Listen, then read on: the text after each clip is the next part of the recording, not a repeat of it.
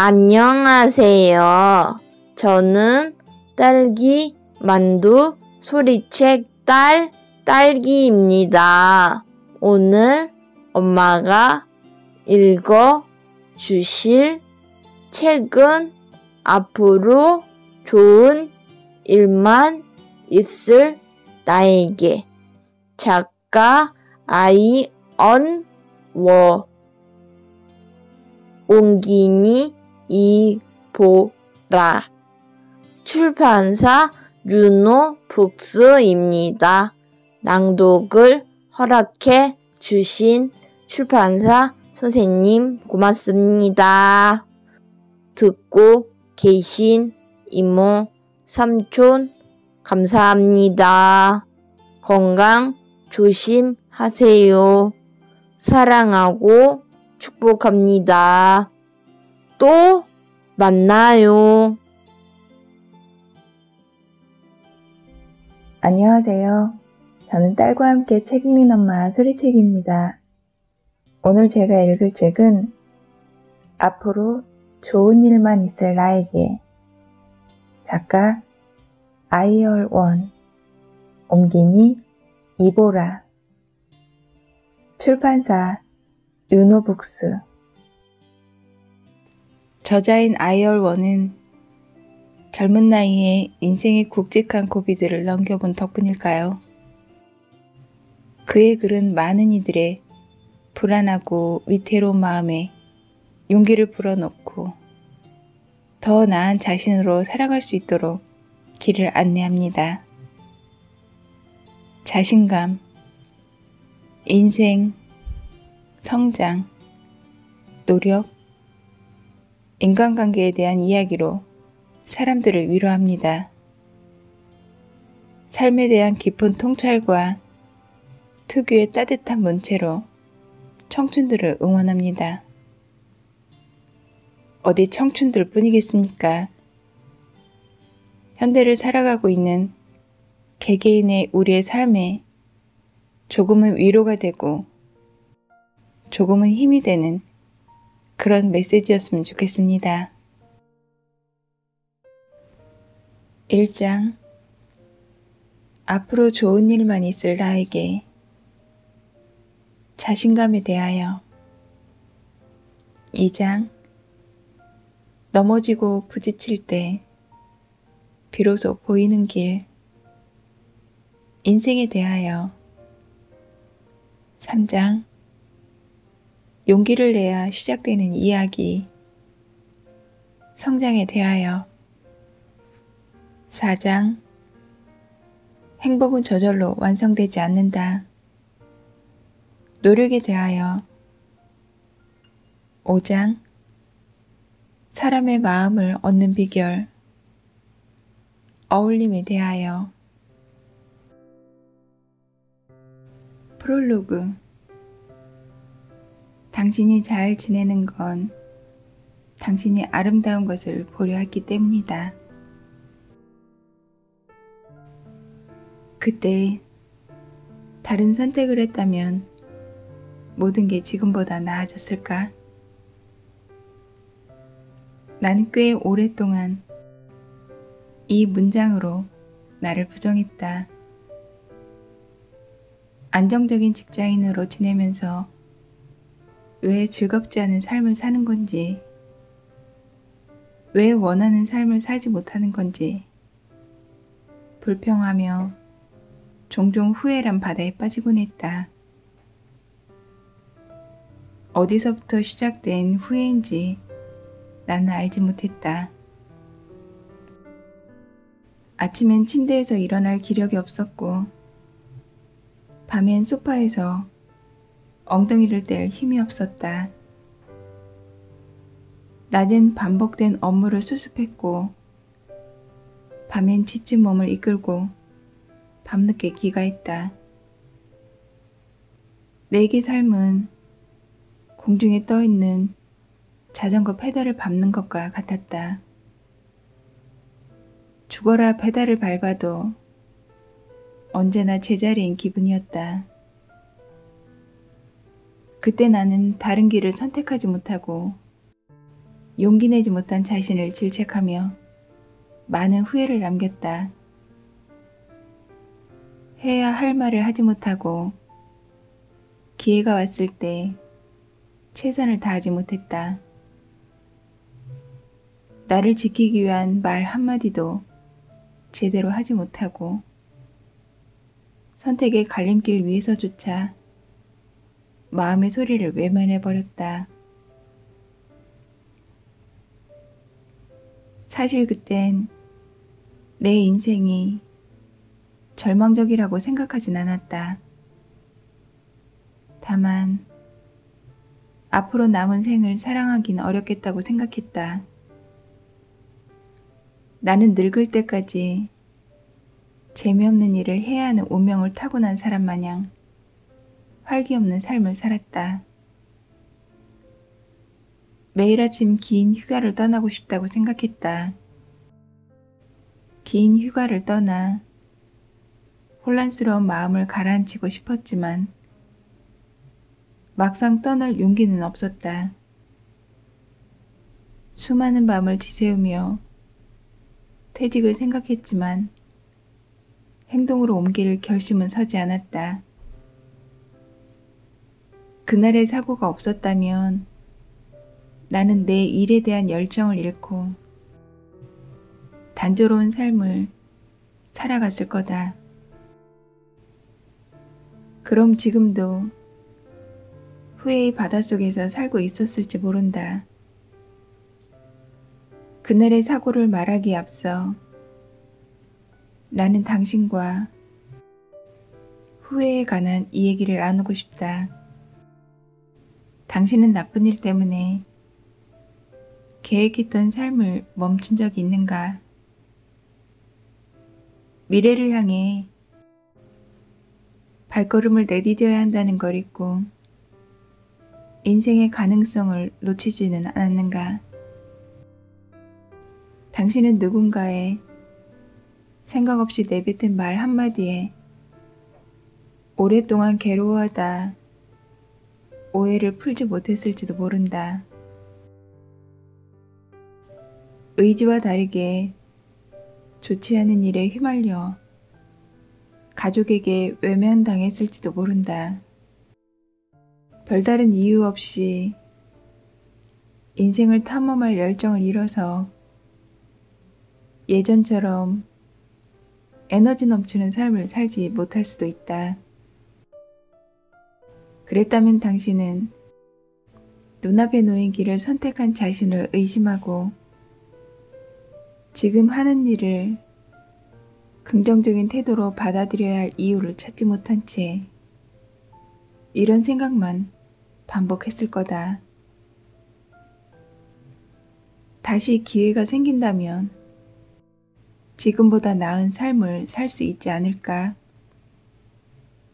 이런 생각들이 일으킨 부정적인 감정은 당신이 한눈판 사이 조금씩 당신의 마음을 잡아먹기 시작한다. 당신의 마음을 잡아먹는 먹구름은 신경 쓰지 않으면 지나가기 마련이다. 하지만 어떤 것들은 지나가지 않고 마음속 깊은 곳으로 숨어든다. 그러다 쌓였던 감정이 폭풍우처럼 몰아치는 날이 오면 나쁜 감정은 당신의 미래를 휘두를 수밖에 없다. 슬럼프에서 쉽게 빠져나오는 사람은 드물다. 빠져나오려고 할수록 더욱 깊게 빠져들기 때문이다.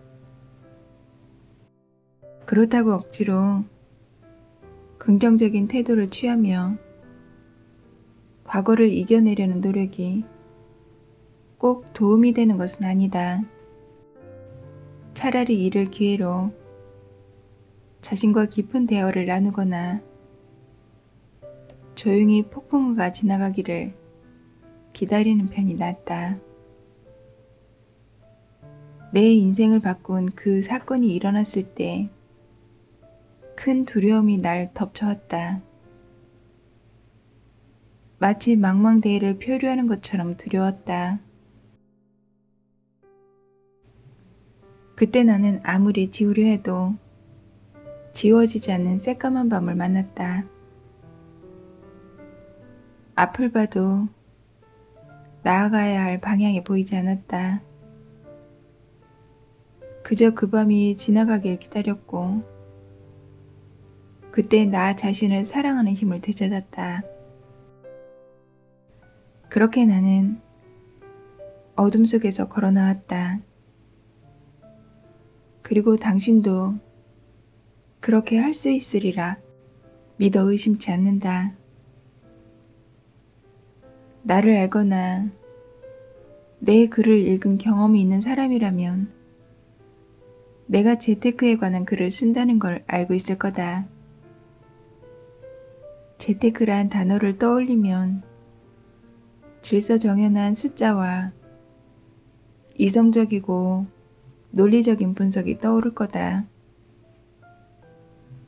많은 사람이 알고 있는 내 모습은 그게 맞다. 하지만 개인적인 삶 속에서의 내 모습은 사람들이 생각하는 것보다 훨씬 감성적이다. 나는 바다를 보면 감탄하고 석양을 바라보면 사색에 잠기고 잔잔한 바람이 불어오면 눈을 감아 바람을 느끼고 별똥별을 보면 누구보다도 기뻐 날뛴다.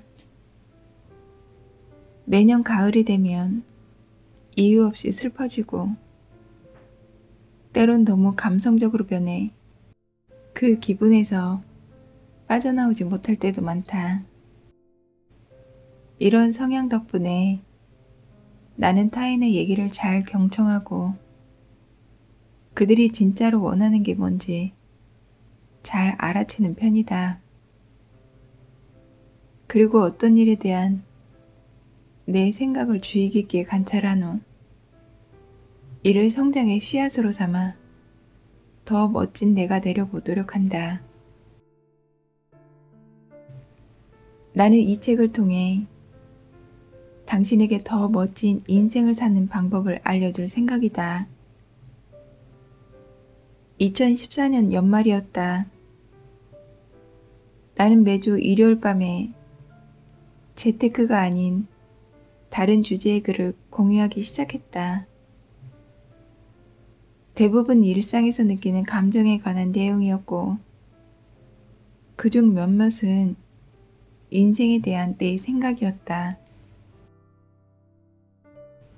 나는 평소와 다른 내용의 글을 올리며 많은 사람과 깊은 밤을 함께했다. 따뜻하고 긍정적인 글이 현실적인 고민을 조금이나마 해소해 주길 바랐고 내 글을 읽는 수많은 사람이 걱정을 떨치고 앞으로 나아가야 할 힘을 되찾아 더 나은 자신이 되어 내일을 맞이하길 바랐다.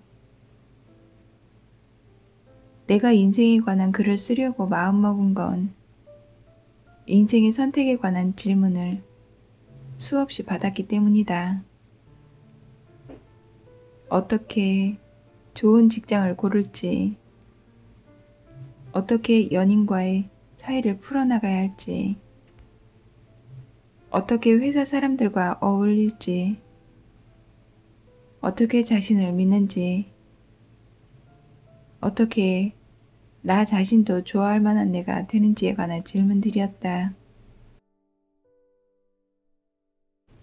그 질문 속에서 나는 과거에 내가 겪은 인생의 방향을 봤다. 내가 느꼈던 감정을 공유해야겠다는 생각에 독자들의 친구가 되어 인생에 관한 글을 더 많이 공유했다. 내 글에 공감하는 사람은 점점 늘어갔고 나는 많은 독자에게 피드백과 격려를 받았다.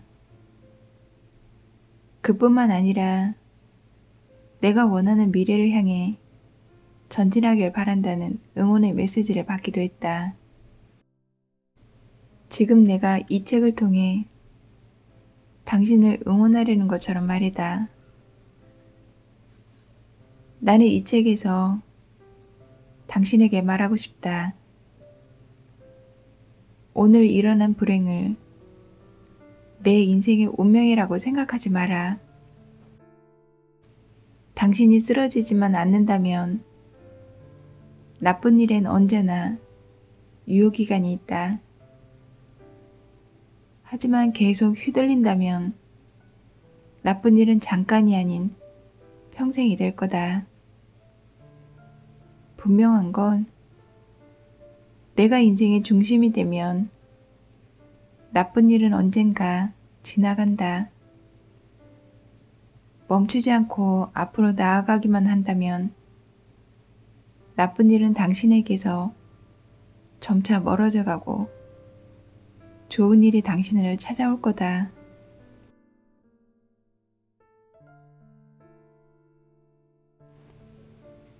모두 다 괜찮아질 거란 믿음.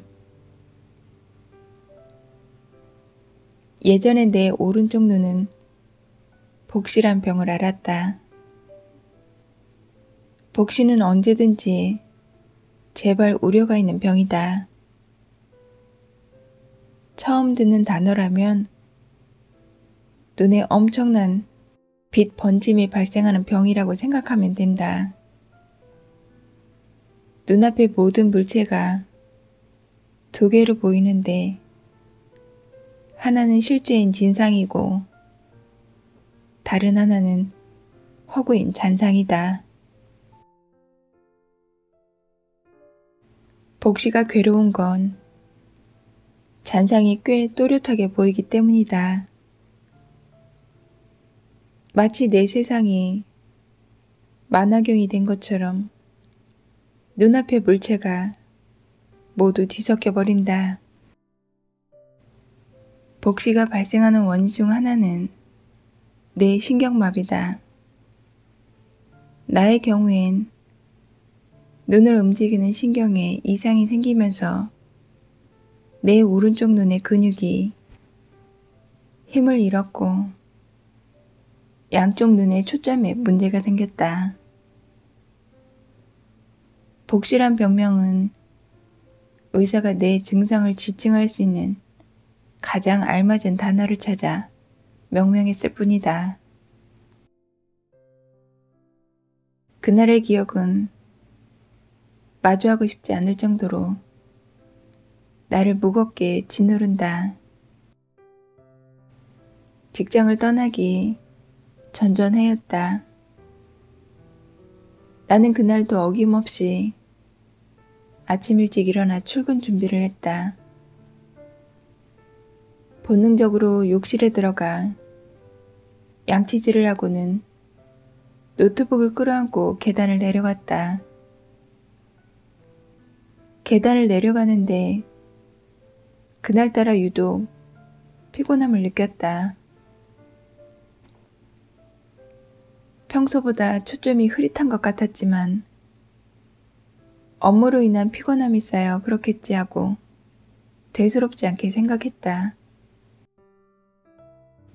오토바이에 올라타 도로를 향해 페달을 밟으려고 하는데 눈앞에 보이는 세상이 내가 기억하는 평소의 세상과 달랐다.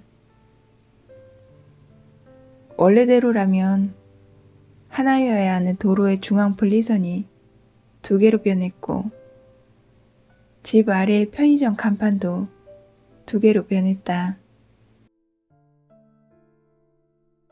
앞에 보이는 사물이 진짜인지 가짜인지 분간이 안 될 정도로 모든 게 겹쳐 보였다. 그러다 정신을 차리기도 전에 자동차 한 대가 나를 향해 돌진해 왔다. 자동차가 나를 들이받으려는 순간 자동차는 마치 환각처럼 나를 뚫고 지나갔다. 자동차의 잔상이었다. 순간 등골이 오싹해지고 식은땀이 흘렀다. 처음엔 멍하니 서 있었지만 곧 까무러치게 놀라 가슴까지 죄이는 기분이었다.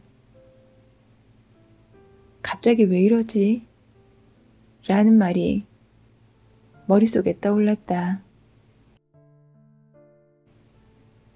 너무나도 무서웠지만 건강검진을 받기 위해 팀장에게 연차 신청서를 작성해 제출할 준비를 해야 했다. 눈앞에 보이는 것들이 섞여버리니 조심조심 오토바이를 끌고 집으로 돌아갈 수밖에 없었다. 집 근처 개인 병원에 가서 어찌된 영문인지 알아볼 생각이었다. 병원으로 가는 길에 나는 너무 피곤해서 그런 거겠지. 푹 쉬면 괜찮아질 거야. 라며 끊임없이 스스로를 안심시켰다. 요즘 일이 너무 힘들어서 눈이 망가지기 전에 내게 경고를 보낸 거라 생각했다. 병원에 도착하기 전까지 나는 내 눈에 이상이 생겼다는 걸 믿지 못했다. 의사가 내 눈을 진료하기 전까지 말이다. 복시 같네요. 오른쪽 눈에 문제가 생겼어요. 그래도 확실한 원인을 알아봐야 하니 큰 병원으로 추천서를 써드리겠습니다. 뇌 검사를 하려면 아무래도 큰 병원이 좋으니까요. 큰 병원이요? 뇌 검사라니요? 전에 느껴본 적 없는 불안함이 마음속 저 밑바닥부터 싸하게 퍼지기 시작했다. 너무 급작스럽게 일어난 일이라 의사의 말을 따랐고 자세하게 질문하진 않았다. 지금 생각해보면 너무 많은 것을 알게 되는 게 무서워서 입을 열지 못했던 게 아닐까 싶다. 개인 병원에서 큰 병원으로 옮긴 후 여러 의사가 똑같은 방법으로 내 두 눈이 제 기능을 하는지 검사했다. 검사 끝에 나온 결과는 똑같았다. 오른쪽 눈이 우측 끝까지 보지 못한다는 내용이었다. 그렇게 복시를 진단받았고 내 오른쪽 눈이 정상적인 기능을 하지 못한다는 결과가 떨어졌다. 가장 괴로웠던 건 검사를 했음에도 오른쪽 눈에 복시가 발생한 원인을 파악하지 못했다는 거였다. 게다가 급성이어서 의사도 소염제와 비타민을 처방해주는 것 이외엔 별다른 조치를 취하지 못했다. 마음이 놓이지 않았다. 어쩌면 현실을 받아들일 수 없어서 불안했을지도 모른다. 며칠 뒤 나는 지역에서 가장 큰 병원으로 달려가 뇌 CT 촬영을 진행했다. 뇌엔 아무런 이상이 없었고 복시의 원인은 발견할 수 없었다. 의사는 6개월은 지나야 조금 더 심도 있는 진찰이 가능하다 했고 6개월 후에도 같은 증상이 보이면 평생 오른쪽 눈에 복실한 병을 단 채 살아야 한다고 했다. 평생 이렇게 살라고? 말도 안 되는 소리였다. 그때 나는 겨우 28살이었다. 사람이 최악의 상황을 겪으면 대부분 마음의 준비를 한다. 하지만 최악의 상황에 결말이 없으면 대다수는 어떻게 해야 할지 모른다. 내가 걱정하는 것도 바로 이런 거였다. 내 오른쪽 눈은 언제 나을지도 모르고 어쩌면 평생 낫지 않을 수도 있었다. 회사에 장기 휴가를 신청한 후 나는 집에서 매일 똑같은 삶을 살았다. 아침에 일어나 눈을 뜨면 가장 먼저 보이는 세상이 원래대로 돌아왔는지 확인했고, 시끄러운 텔레비전 소리가 마음의 불안함을 덮어주길 바라며 침대에 누워 텔레비전을 켰다. 지금 이 상황이 감기처럼 지나갈 거라고 나를 설득했다. 정말로 감기일 거라고. 며칠 지나면 말끔하게 나을 거라고 자기 최면을 걸었다. 그러나 시간이 흘러도 여전히 눈앞의 것들은 한데 섞여 보였다. 그때부터 평생 이렇게 살아가야 하는 건 아닌지 진심으로 걱정하기 시작했다. 그 무렵 나는 매일을 공포 속에서 살았다. 변해버린 세상에 반항도 해봤다. 심지어 인생을 놓아버리면 어떨까 하고 스쳐가듯이 생각한 적도 있다. 남은 인생이 지금과 같다면 사람들에게 조용히 잊히고 싶었다. 그때 내 인생은 정말 답답하고 또 답답했다. 그냥 무의미했다. 낮에 별다른 일을 하지 않으니 밤에 쉽게 잠들지도 못했다. 그러다 지금 생각해도 대단하다고 느껴지는 행동을 실천했다. 죽음 대신 살아가기를 선택한 것이다. 천 하나를 이마에 비스듬하게 감고 오른쪽 눈을 가린 채 책을 집어들어 읽기 시작했다.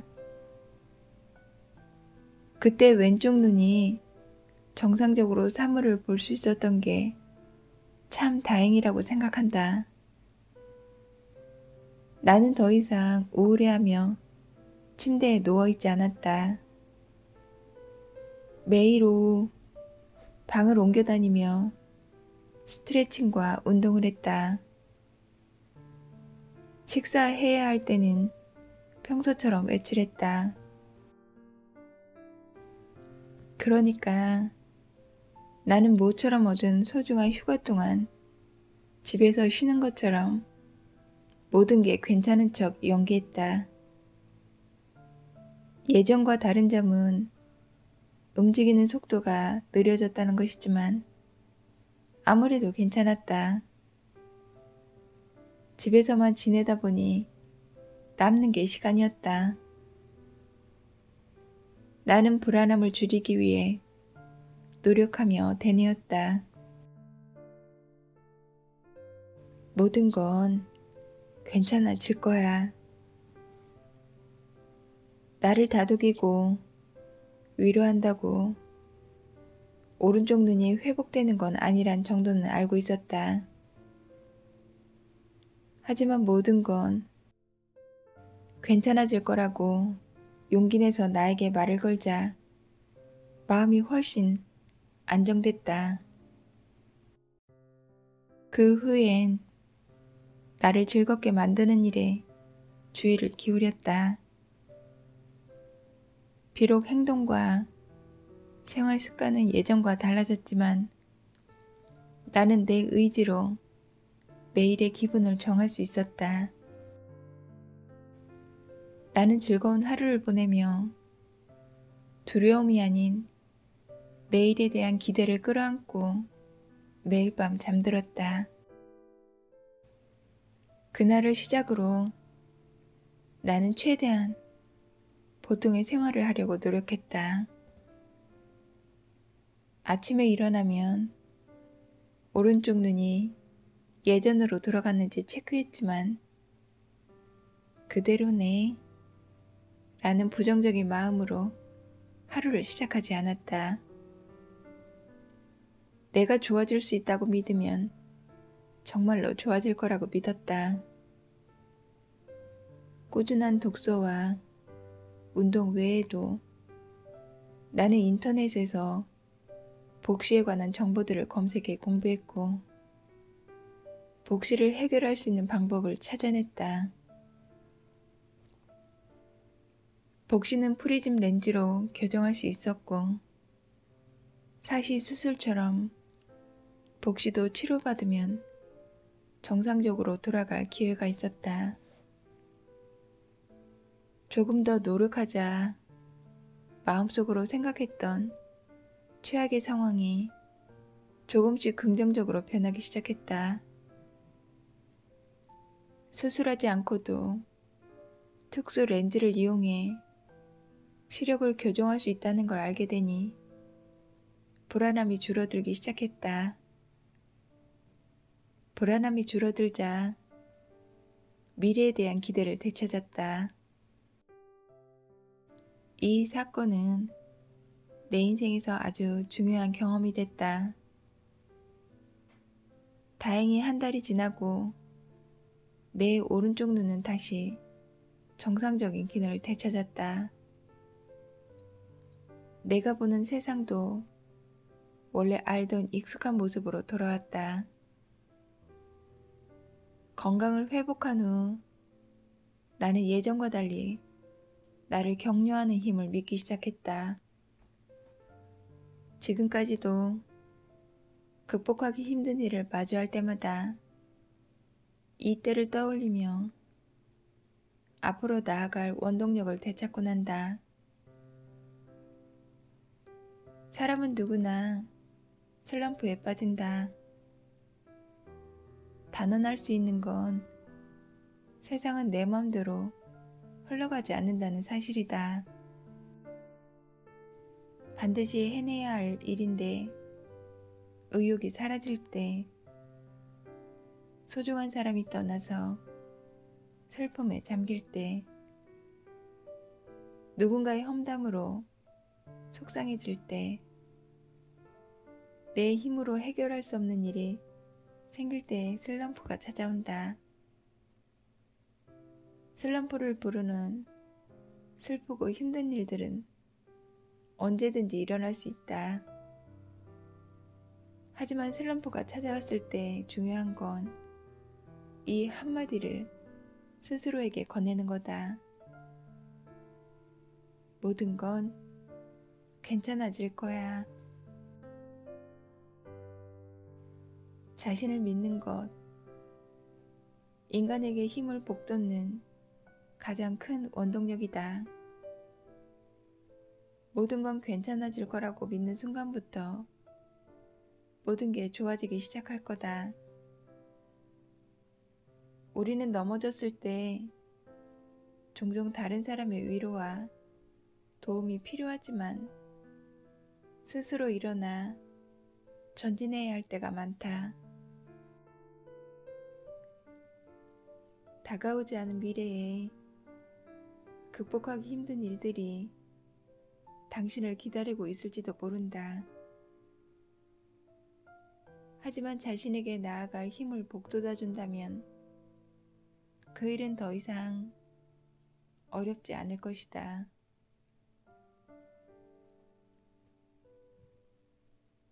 힘들 땐 쉬어가세요. 고민이 있을 땐 책을 읽으세요. 불안할 땐 심호흡을 하세요. 슬플 땐 자신을 토닥이며 말하세요. 모두 다 지나갈 거야. 우리는 종종 자신에게 가장 따뜻한 응원을 보내야 한다는 사실을 잊곤 합니다. 기억하세요. 자신을 챙기는 게 무엇보다 중요하다는 걸.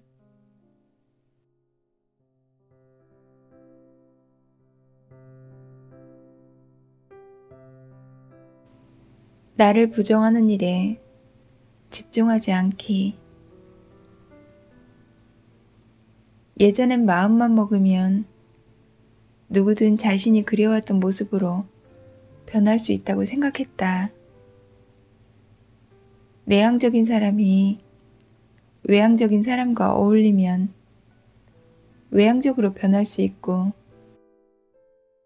소극적이고 비관적인 사람이 적극적이고 낙천적인 사람과 함께하면 적극적이고 낙천적으로 변할 거라고 말이다. 그러나 누군가와 비슷한 사람이 되려고 자신을 몰아붙이면 그 누구도 되지 못한다. 낙관과 비관, 좋고 나쁨은 모두 비교에서 나온 결과다. 내가 즐거운 날을 보냈는지 아닌지는 비교하지 않아도 스스로 알 수 있다. 낙관적인 사람이라도 부정적일 때가 있다. 그들은 단지 즐거운 모습으로 부정을 덮어버리는 게 습관화돼 있을 뿐이다. 반대로 비관적인 사람도 꼭 나쁜 것만은 아니다. 낙관적인 사람도 자신을 미워하는 경우가 많다. 나는 낙관적인 사람이든 비관적인 사람이든 자신의 강점에 집중하는 연습을 해야 한다고 생각한다. 그래야 인생이란 길 위에서 넘어졌을 때 자신의 강점을 이용해 일어나는 방법을 터득하고 앞으로 나아갈 힘을 낼 수 있기 때문이다. 스스로에게 낯선 모습에 자신이 되라고 강요하면 그 모습은 오래가지 못할 거다. 내성적인 자신을 싫어해서 외향적인 사람과 어울린 후에 집에 돌아오면 그렇게 피곤할 수가 없다. 보수적인 사람이 개방적인 사람이 되고 싶어 열린 사고방식을 머릿속에 밀어넣으면 오히려 더 많은 걱정거리가 생긴다. 자신의 본 모습을 부정하는 것보다 있는 그대로의 모습과 개성을 받아들이고 자기 목소리에 귀를 기울이는 것이 더 좋다.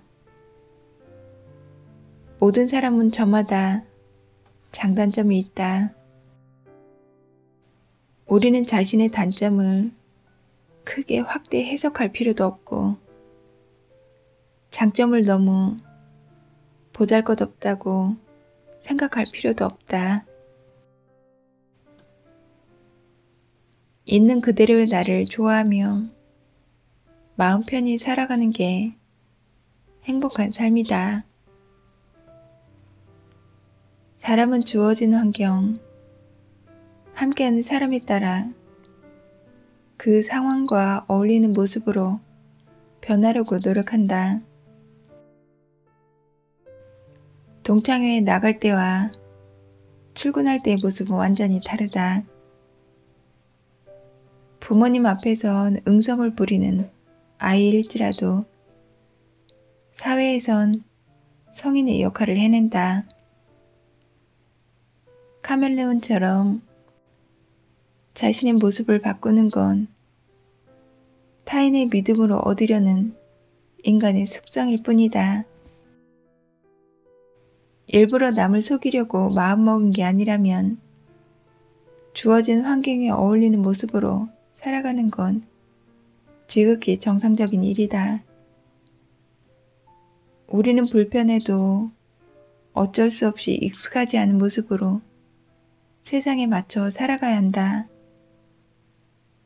하지만 세상에 맞춰야 한다고 해서 절대로 본인이 싫어하는 모습이 돼서는 안 된다. 우리는 살면서 수많은 사람을 만난다. 당신과 오랫동안 알고 지내길 원하는 사람이 있는가 하면 사사건건 당신에게 시비를 거는 사람도 있다. 누군가는 당신에게 기쁨을 가져다 주지만 누군가는 당신에게 고통을 가져다 줄지도 모른다. 당신은 만나는 사람들에게 친절을 베풀 권리가 있다. 하지만 절대로 모든 이가 당신의 호의를 좋아할 거라고 생각해서는 안 된다. 오로지 남의 눈치를 살펴 자신을 바꾼다면 설사 그들이 원하는 모습으로 변한다 한들 행복하진 않을 거다. 비유 맞추기에 성공해도 당신은 가면을 쓴 채로 사람들과 어울려야 한다. 그러다 어느 날 가면을 내려놓고 원래 모습으로 돌아가려고 하면 사람들은 당신을 이기적이라고 말할지도 모른다. 그럼 당신은 부족한 자신을 탓할 거고 당신의 노력을 거절한 사람들로부터 큰 상처를 받게 될 거다.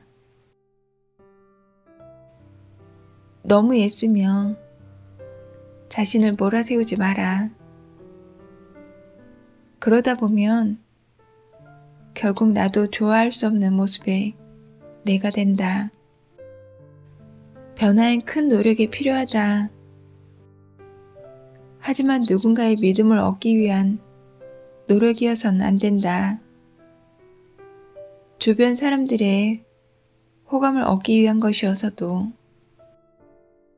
사람들이 당신을 지켜 세워줬으면 좋겠다는 마음에서 비롯된 것이어서도 안 된다. 변화는 당신 자신을 위한 것이어야 한다. 스스로가 좋아하는 모습의 사람이 되려고 노력하는 순간 당신은 주변의 모든 것을 좋아하게 되고 어제보다 더 즐거운 마음으로 오늘을 살아가며 오늘보다 더 즐거운 내일을 맞이하게 될 것이다. 당신을 미워하는 사람들을 좋아하려고 시간을 낭비하지 마세요. 당신이 노력한다고 해서 당신을 미워하는 걸 멈추지 않습니다. 당신의 괴로움은 그들에게 당신을 괴롭힐 힘만 줄 뿐입니다. 사람이 한평생 쓸 수 있는 에너지의 총량은 정해져 있습니다. 중요한 일, 사랑해야 할 사람, 완성해야 할 꿈이야말로 우리가 가장 신경 써야 할 일입니다. 자신의 목소리를 들으려고 노력하세요. 당신을 공격하는 사람이 당신의 미래를 조종하게 두지 마세요. 앞으로 나아갈 때 매 순간의 감정을 기억하고 성장의 감동을 마음껏 즐기세요. 자신을 사랑하고 더 멋진 자신으로 발전하는 방향으로 용감하게 나아가세요.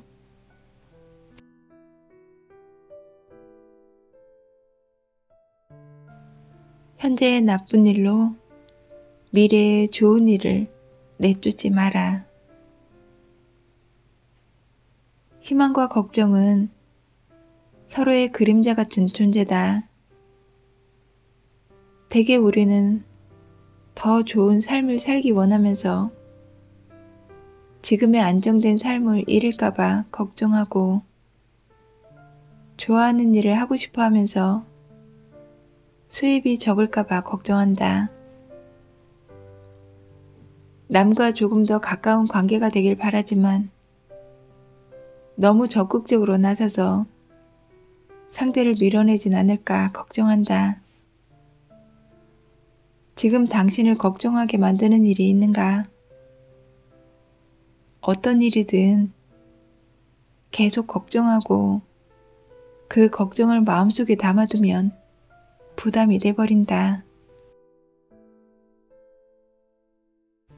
나는 중학교 때 농구에 빠져 살았다.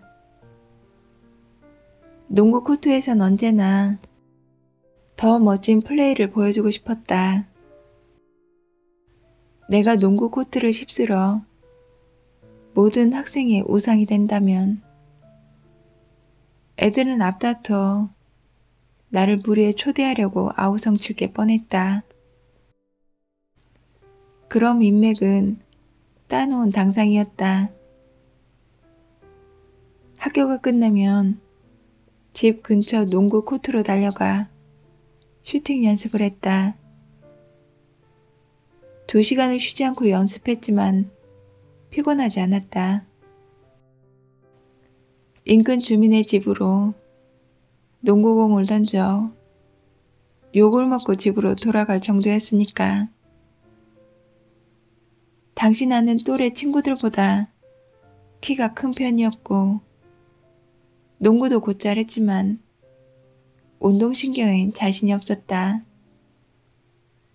난 언제나 조금 더 높이 점프하길 바랐고 조금 더 빠르게 뛰길 바랐다. 나는 내 바람을 이루기 위해 스포츠용품점으로 달려가 사장님에게 몸을 단련시키는 방법을 물어봤다. 사장님은 내게 중량 벨트를 추천해줬는데 코 묻은 돈을 받으려는 건 아니니 자기 말을 믿으라고 큰소리쳤다. 그렇게 나는 중량 벨트 한 세트를 샀다. 다른 운동용품에 비하면 비싸지 않아 용돈으로 부담할 수 있었다. 중량 벨트는 남색천을 복사표 주위에 감고 일명 찍찍이로 불리는 벨크로로 발목을 고정하는 방식이었다.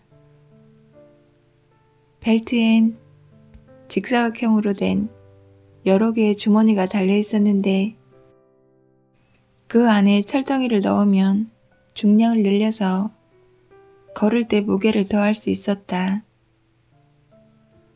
가게 사장님은 농구할 때도 걸어 다닐 때도 중량 벨트를 차고 다니라고 했다. 그렇게 한 달만 지내면 다리 근육이 튼튼해지고 순발력도 눈에 띄게 좋아져 예전보다 더 높게 점프할 수 있고 더 빨리 달릴 수 있을 거라고 호언장담했다. 나는 사장님의 말을 믿고 농구 코트를 날아다니는 멋진 내 모습을 기대하며 집으로 돌아갔다. 나는 예전보다 더 뛰어난 운동신경으로 친구들을 놀라게 해주려고 사장님의 조언대로 양쪽 발에 2개의 무거운 벨트를 묶고 생활하기 시작했다. 다행히 한 달 동안 나의 은밀한 훈련을 알아챈 사람은 없었다. 한 달 후에 중량 벨트를 풀고 다시 농구 코트에 섰을 때 친구들은 이전과 달라진 내 모습을 눈치채지 못했다. 갑자기 화가 치밀어 올랐다. 중량 벨트에 내 소중한 용돈을 썼기 때문은 아니었다. 내가 화가 났던 이유는 한 달 동안 매일 중량 벨트를 차고 다니느라 샤워할 때면 늘 복사뼈 인근이 쓰라렸는데 그 인고의 시간이 물거품이 돼버렸기 때문이다.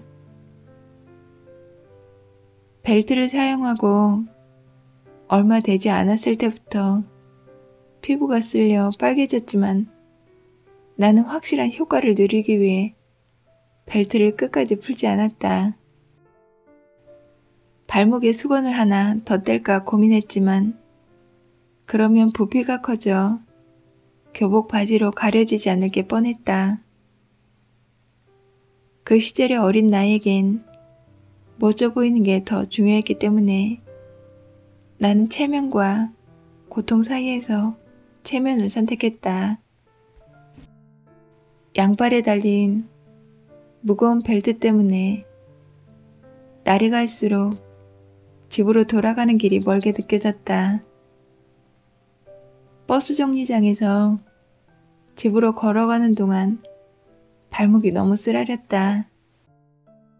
결국 살갗이 쓸려 피가 났고 나는 중량 벨트를 풀어야겠다고 결정을 내렸다. 벨트를 푸니까 알테니가 빠진 것처럼 온몸이 홀가분했다. 걸음도 가벼워진 느낌이었다. 내 운동신경은 사장님의 호언 장담대로 한 달 만에 향상되진 않았지만 내 발목은 더 이상 고통받지 않게 됐고 내 마음도 한결 가벼워졌다. 난 그걸로 만족했다. 걱정은 인생의 도둑이다. 걱정은 용기를 내어 자신의 한계를 돌파하려는 사람에게 거대한 적이다. 내가 중량 벨트를 달고 다녔던 것처럼 당신에게 너무 무겁거나 어울리지 않는 걸 차고 다니면 결국 그것은 당신을 괴롭게 만든다. 당신의 마음과 발걸음을 무겁게 하고 당신의 시간을 훔쳐가 버린다. 우리는 밤이 되면 내일의 일을 걱정하느라 달콤한 잠을 도둑맞는다. 아침엔 오늘 밤에 있을 일을 걱정하느라 업무 집중력을 도둑맞는다. 여행을 가면 집안일을 걱정하느라 여행의 즐거움을 도둑맞는다. 코넬 대학교의 칼 필레머 교수는 65세 이상의 성인 1,500명에게 인생에서 배운 가장 중요한 것이 무엇인지 물었다. 연구진은 인생 선배와 다름없는 대상자들에게서 인생의 방향, 사업가의 경영 노하우와 삶의 지혜를 얻을 수 있을 것으로 기대했다. 하지만 대상자들은 예상과 전혀 다른 내용을 모두 비슷하게 답했다. 그들은 어떤 일을 걱정하는데 자신의 시간을 낭비하지 말아야 한다고 말했다. 더 이상 걱정으로부터 자신의 행복을 빼앗기고 싶지 않다고 덧붙였다. 그렇다. 우리는 걱정이 우리의 삶을 빼앗지 못하게 하는 방법을 배워야 한다. 걱정이 우리의 삶을 점령해버리면 공허함을 가져오기 때문이다. 계속해서 당신을 고민하게 만드는 일이 있다면 그 일을 처리해버리거나 맞서 싸워야 한다. 둘 다 못하겠다면 차라리 그 일을 놓아버려라. 흐르는 시간과 함께 조금씩 당신의 인생에서 사라지길 기다려야 한다. 희망과 걱정 사이에서 균형을 잡는 건 절대 쉬운 일이 아니다. 하지만 늘 스스로를 과소평가하며 용기 내지 못하고 있지는 않은지 돌아봐야 한다. 이도저도 아닌 애매한 곳에 멈춰서지 마라. 진심으로 원하는 게 있다면 노력해서 얻어야 한다. 당신이 걱정하던 일에 미련이 남는 건 실패해서가 아니라 두려움 때문에 더 나은 내가 되는 일을 선택하지 못했기 때문이다. 당신을 좋은 사람으로 만들고 당신의 일에 도움이 되는 곳에 마음을 집중하라.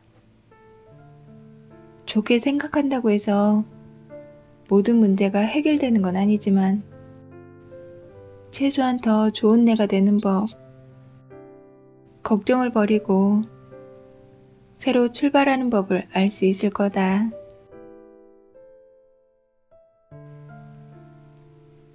우리의 마음이 한없이 좁아질 때가 있습니다.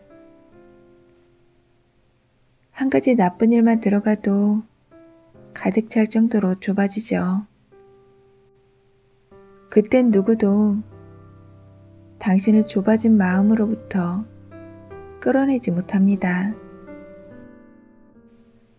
지금 당신의 마음을 꽉 막히게 하는 일이 있다면 이 문장이 당신에게 힘이 되길 바랍니다.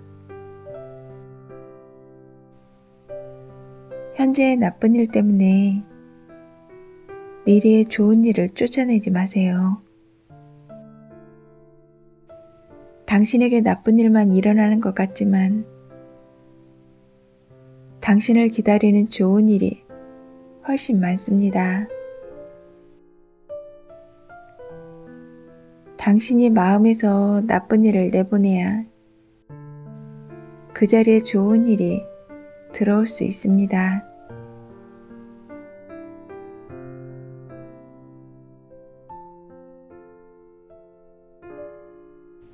앞으로 좋은 일만 있을 당신에게 그리고 여러분에게 응원합니다. 고맙습니다.